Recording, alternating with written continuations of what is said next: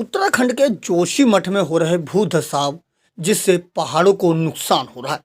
इसको लेकर दिल्ली के जंतर मंतर पर उत्तराखंड के लोगों ने प्रदर्शन किया और केंद्र सरकार से गुहार लगाई कि जोशीमठ में ही हमें बसाया जाए और हमें जोशीमठ में ही रहना है। उन्होंने कहा कि हमें कहीं और नहीं जाना, पर सरकार तक हमारी आवाज़ नहीं पहुंच रही है।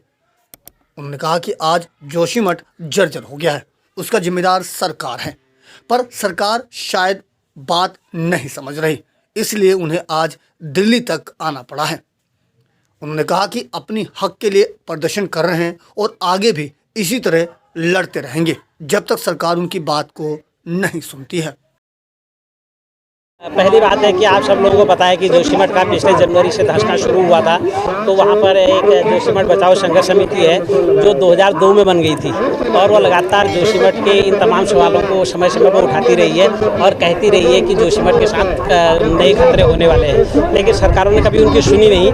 तो अभी जब जनवरी में ये जोशीमठ नई धंसना शुरू हुआ, बड़ी बड़ी दरारें आनी शुरू हुई, तो जोशीमठ संघर्ष समिति ने इस आंदोलन को एक बड़े स्तर पर खड़ा किया और उनकी जो मांग थी वह ये थी कि जो यहाँ पर एनटीपीसी की परियोजना के माध्यम से, जो सुरंग के माध्यम से जो इतना बड़ा ये आपदा आई है, उसके समाधान के लिए सरकार त्वरित कार्रवाई करे और हमारे जितने भी 800 से ज़्यादा जो घर हैं जिनमें दरारें आ गई हैं उनको पुनर्वास की स्थायी व्यवस्था की जाए। क्योंकि प्रत्यक्ष रूप से दिखने लगा है, बहुत कुछ दिख रहा है, शायद ना उनको आप बोलोगे नहीं दे रहा है, जो दे दो 2-5 मिनट के बाद दे दो। आप भी आज तक भी भीख मांग के नहीं गुजारा करा था, लगाना आईडी कार्ड कुछ नहीं था, लेकिन हम लोग अपने का अधिकार माने, जमीन से आसमान के लिए लोग बाहर ना निकाला जाए। आप लोग सोच रहे हैं कि 2 लाख 3 लाख रुपए 50 लाख मुँह पे मार के कहीं और स्थापित करके उनकी जमीन का अधिकार कर लें, ऐसा नहीं हो सकता। उस जगह से जीवन के साथ साथ धर्म भी प्रवाहित होता है। परिवार के परिवार वहाँ से कई सालों से जनरेशन आ रही हैं, आप उनको हटा नहीं सकते।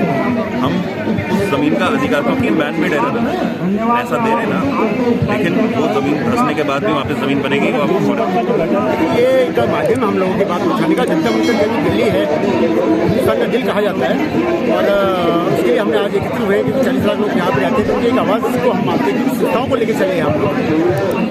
दूसरी चीज़ ये है कि पहाड़ों में आज से नीचे भाजपा की कांग्रेस से हमारी बातों को हमेशा दबाया जाता है और हम ये नहीं मान के चलते कि जोशीमठ कम होता है। जोशीमठ एक मठ है हमारा, एक धाम है हमारा। हम ये कहें कि हमारे को अगर गाँव से अगर निकाल दिया जाए तो क्या खत्म होता है, ये दर्द हमारे अंदर है। हम नहीं चाहते कि हमारे यहाँ विकास जो है, तो विकास हमने मांगा वो विकास होना है कि राजनीतिक कि वो उस तरह का विकास हो जिससे हम लोगों को अपने गाँव, अपने खेत, अपनी ज़मीनें छोड़नी पड़े। तो हमारा ये मत है कि ये जोशीमठ का मुद्दा नहीं है, ये पूरे पहाड़ का मुद्दा है। निकाला है, इस पर बहुत सारी जगहों को इसमें चिन्हित किया गया है, लेकिन सरकारों ने आज तक नहीं सुनी है, उन्होंने नकार किया है या उन्होंने कोई भी शब्द किया वो हम उसमें नहीं जानना चाहते। और हम ये चाहते हैं कि उत्तराखंड का विकास वहाँ के उसकी दृष्टि हो जो वहाँ पे हो सकता है। वैज्ञानिक जो कहते हैं और साइंटिस्ट जो कहते हैं, वहाँ का आबादी जो कहते हैं, समझदारी करते हैं, उसके बाद सुनना चाहिए, उसको दबाया नहीं जाना चाहिए। तो हमारी यही मांग है संस्थाओं के द्वारा, ये मांग हमारी अपनी अगले की उत्तराखंड की मांग है। दिल्ली ये प्रधानमंत्री ज्ञापन देंगे, इसी मामले में हमारी आवाज़ है। हमारे हजारों लोग सड़कों पर हैं और यही कारण है कि आज दिल्ली और आसपास के लोग और उत्तराखंड के भी लोग यहाँ पर आए हैं और राज्य सरकार के सम्मुख सत्याग्रह कर रहे हैं। ये सत्याग्रह इस बात को लेकर है कि 3 जनवरी को सबसे पहले इसकी खबर आई थी, आज 3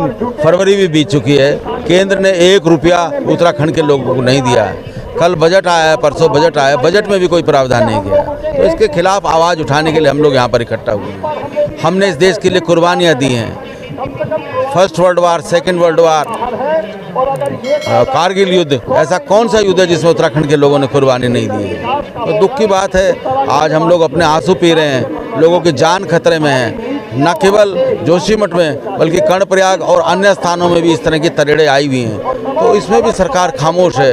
ऊपर से मुख्यमंत्री जो है और उनकी पार्टी के अध्यक्ष जो आंदोलन कर रहे हैं तो वामपंथी बताने पे लगे हैं। मैं कहता हूं अगर अपने इलाके के लिए आवाज़ उठाना कोई गुनाह है तो मैं भी वामपंथी हूँ और मैं मुख्यमंत्री से कहना चाहता हूँ मुझे जेल भेज दें वो।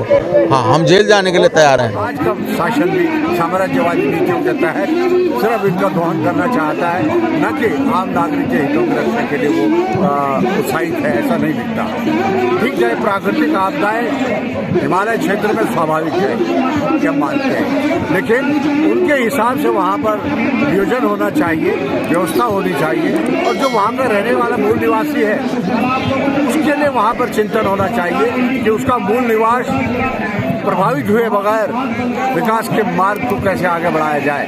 कस्तूरी मृग आप दिल्ली में नहीं पाल सकते, पूरी पहाड़ों में पल सकता है। तो लिहाजा मेरा ये आग्रह है सरकारों से कि वो पहाड़ के कस्तूरी मृगों को विस्थापित करने का दंश और उन्हें न दे। वैसे ही पहाड़ पलायन की मार झेल रहे हैं, साथ ही प्राकृतिक आपदाओं में इस तरह से आप असंतुलित विकास को अंजाम देकर उन लोगों के घरों को छीनने का जो कुकृत्य कर रहे हैं उसे समाज कभी माफ नहीं करेगा।